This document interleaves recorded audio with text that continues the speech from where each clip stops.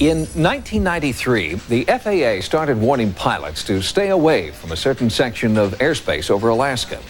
The U.S. government was experimenting with a new breed of high-altitude electronic technology that was significantly altering the Alaskan airspace.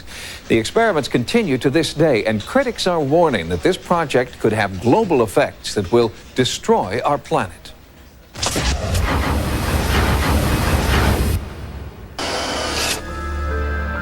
In Alaska, the rugged, pristine wilderness is timeless, most of it remaining just as it has for thousands of years.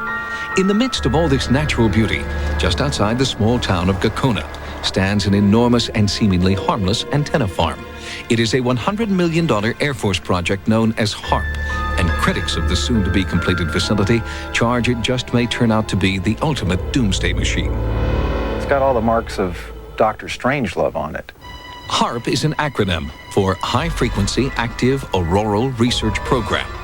According to program manager John Hesher, HAARP is a research facility designed to study the ionosphere. All the military have communications, surveillance, navigation systems whose paths either traverse the ionosphere or reflect from it. And so we need to be very careful about what we know about it and how we study it. What we're interested in is what is the effect of a large input of energy on the ionosphere. The ionosphere is the outermost layer of the Earth's atmosphere.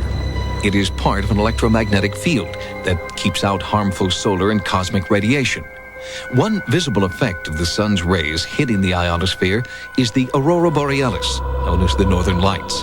The ionosphere also plays a vital role in worldwide radio communication.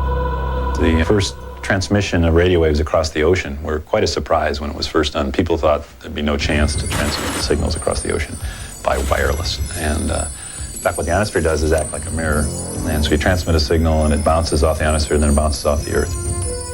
When HAARP is fully operational, it will transmit extremely powerful blasts of high-frequency radio waves directly up into the atmosphere, superheating the electrons that make up the ionosphere. This will cause them to disperse, effectively punching a hole in the ionosphere. But after you turn the instrument off, this thing kind of moves around and it gets replenished. And within a few minutes, it's back to where you can't even detect that there's a hole anymore. The Air Force says that manipulating the ionosphere and studying the effect will allow them to improve the efficiency of communications, navigation, and surveillance systems. But researchers outside the military see HAARP as a high-tech weapon with global implications. The way I see HAARP as it is right now, it is a premier, top-notch, high-energy radio physics experiment, and it has definite military applications. Journalist Mark Farmer lives in Alaska and has written about the potential impact of HAARP for both Jane's Defense Weekly and Popular Science magazine. He believes that HAARP will be used to take giant X-rays of Earth. Earth-penetrating tomography is a technique using extremely low-frequency radio waves. Today in geophysical probing, scientists will use explosives or a machine that thumps the ground to produce these waves, but HAARP will stimulate the auroral electrojet to make an antenna thousands of miles long that will emit these ELF waves. Farmer's research indicates that the extremely low-frequency waves would be capable of penetrating several kilometers into the Earth, ferreting out nuclear storage facilities and other underground military installations. This is producing surveillance systems able to detect stealthy cruise missiles and aircraft.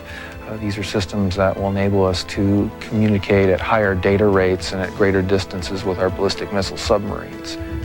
While the Air Force insists HAARP is not an offensive weapon and is necessary for continuing national security, Alaskan native Nick Begich proposes a different scenario in this new book. The things that we found in other Air Force documents, one in particular was a document put together in '82. The document was called Low Intensity Conflict in Modern Technology, with a foreword by none other than Newt Gingrich.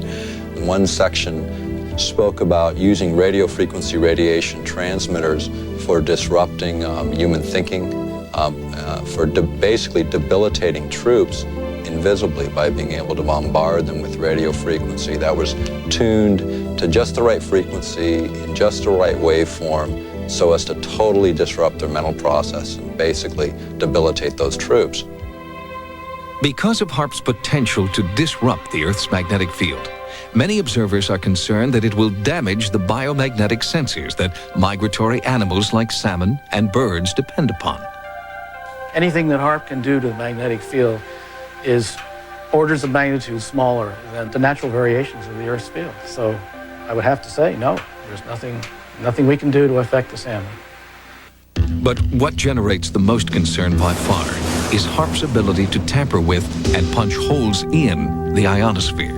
The thing that one of the Air Force documents points out is that they want to use this heater to create enough energy in the ionosphere to get a runaway effect up to the next stabilizing level, whatever that might be. It's precisely whatever that might be that worries Dr. Patrick Flanagan, a physicist who believes the ionosphere is extremely fragile. The ionosphere is a chaotic system that is on the edge of instability. So the trigger point for HAARP would be that energy and that frequency which throws the ionosphere into chaos. In other words, it would be that point which throws it over the edge. For example, it is believed that a hole in the Earth's ozone layer has caused an increase in infrared radiation, contributing to the melting of the polar ice caps and forcing New Zealand children to wear protective clothing to school. Flanagan and others believe the potential danger from a hole in the ionosphere is much greater. It could create a change in the ionospheric shield that protects us from cosmic radiation. We're worried about the ozone layer. The ozone layer is nothing compared to what HAARP could do. You know, we're worried about ultraviolet light. That's just a very harmless ray compared to some of those energy streams or particles that are coming from outer space that are being deflected by this natural shield around the Earth. And this is what HAARP wants to play with. Critics worry that HAARP has been placed in the hands of too few, and that international debate is necessary to fully explore all the potential dangers that this project may soon unleash, a proposal in which the Air Force has shown little interest to date. Once we open this box, and it is a veritable Pandora's box, we're not going to be able to close it. And of course, once you acquire a technology, you want bigger and better aspects of it. And then we come into the questions of whether or not, if we go big, if we go better, if we're going to cause damage to our planet. Proponents of HAARP insist the danger has been grossly exaggerated. The project continues to move forward as scheduled and will be fully operational by 1997.